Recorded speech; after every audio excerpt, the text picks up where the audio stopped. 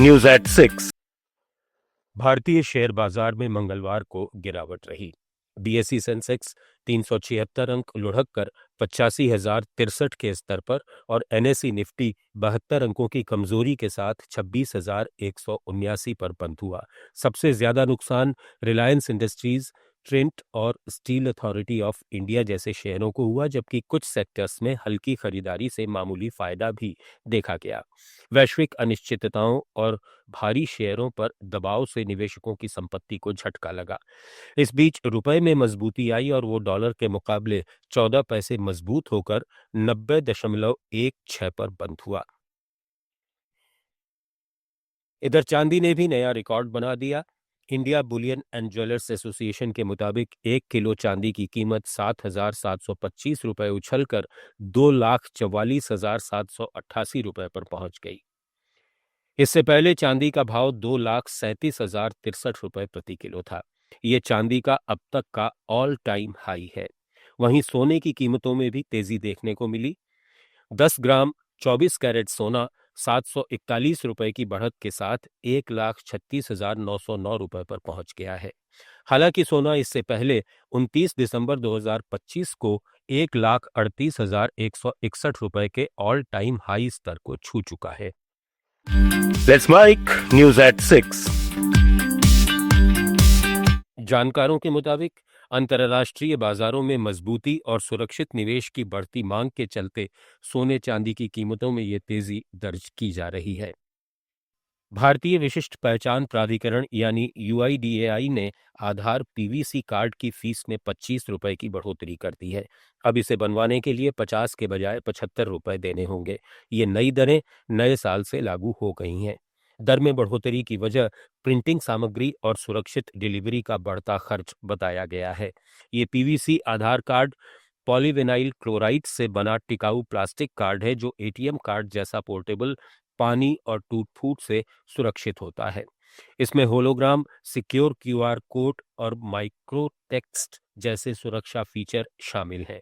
इसे ऑनलाइन माई आधार पोर्टल से आधार number, OTP और पेमेंट के जरिए आसानी से ऑर्डर किया जा सकता है, जिसके बाद ये स्पीड पोस्ट से 5 दिन में घर पहुंच जाता है। इसे ऑफलाइन आधार केंद्रों से भी बनवाया जा सकता है। हालांकि यूआईडीएआई ने चेतावनी दी है कि बाजार से बने पीवीसी कार्ड मान्य नहीं होंगे। सुप्रीम कोर्ट ने अदानी पावर के पक्ष में महत्वपूर्ण फैसला सुनाते हुए गुजरात हाईकोर्ट के 2019 के उस आदेश को रद्द कर दिया जिसमें एसईजेड इकाई से घरेलू टैरिफ क्षेत्र को बिजली आपूर्ति पर सीमा शुल्क लगाने की अनुमति दी गई थी।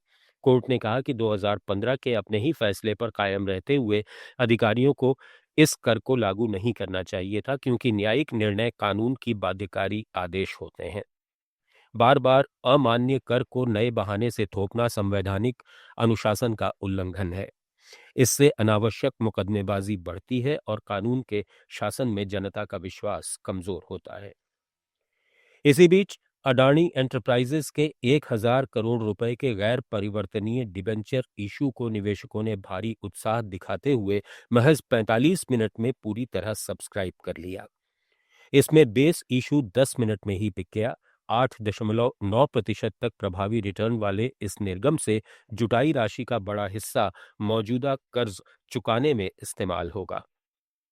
रिलायंस इंडस्ट्रीज ने रूसी कच्चे तेल की जनवरी में डिलीवरी के दावों को सिरे से खारिज कर दिया है। कंपनी ने कहा कि उसे पिछले 3 हफ्ते में रूस से कोई खेप नहीं मिली और इस महीने भी किसी कार्गो की उम्मीद नहीं है।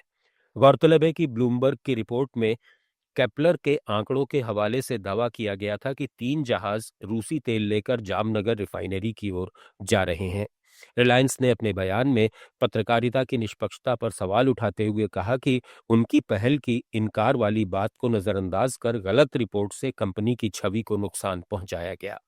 हालांकि इस घटना के पीछे अमेरिकी दबाव नजर आता है, जहां राष्ट्रपति डोनाल्ड ट्रंप ने भारत के रूस से तेल खरीद पर टैरिफ बढ़ाने की चेतावनी दी थी। सेनेटर लिंडसे ग्राहम ने दावा किया कि ट्रंप की सख्ती से भारत ने रूसी तेल की खरीद काफी कम कर दी है, जबकि अमेरिका पहले ही भारत पर 50% टैरिफ लगा चुका है, जिसमें 25% रूसी तेल खरीद की सजा के तौर पर है। न्यूज एट 6 में फिलहाल इतना ही। जुड़े रहिए लेट्स माइक के साथ।